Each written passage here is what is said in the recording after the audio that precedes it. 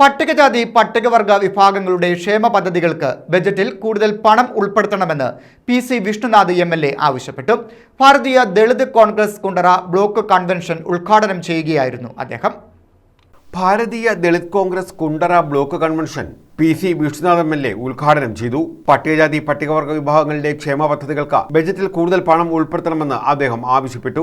പട്ടികജാതിക്കാരുടെ ഭവന നിർമ്മാണ പദ്ധതി ലൈഫ് മിഷനിൽ നിന്നു മാറ്റി പട്ടികജാതി വികസന വകുപ്പിൽ ഉൾപ്പെടുത്തണം. ഭൂമിയില്ലാത്ത ദളിത് വിഭാഗങ്ങളെ ഫ്ളാറ്റുകളിൽ താമസിപ്പിക്കരുത്. അവർക്ക് സ്വന്തമായി ഭൂമി വാങ്ങി വീട് വെക്കുന്നതിനുള്ള കർമ്മ പദ്ധതി നടപ്പാക്കണമെന്നും അദ്ദേഹം ആവശ്യപ്പെട്ടു.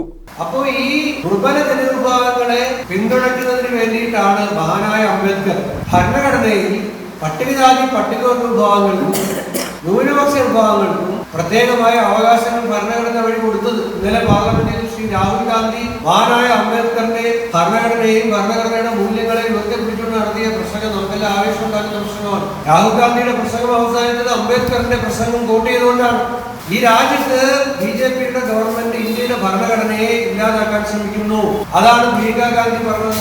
അപ്പോൾ ഇവിടെ കേരളത്തിലെ പിണറായി ഗവൺമെന്റ് വന്ന് ലൈഫ് പദ്ധതി വന്നതോടുകൂടി പാവപ്പെട്ട പട്ടികജാതി പട്ടികവർഗ എൻ ബൈജു അധ്യക്ഷത വഹിച്ചു. Venchembu Surendran, Kundara Subrahmanyam, Kurippally Saleem, Raju D Panicker, K Baburajan, G Vinod Kumar, N Padmalochanan, G Anilkumar തുടങ്ങിയവർ പങ്കെടുത്തു. News bureau, Kundara.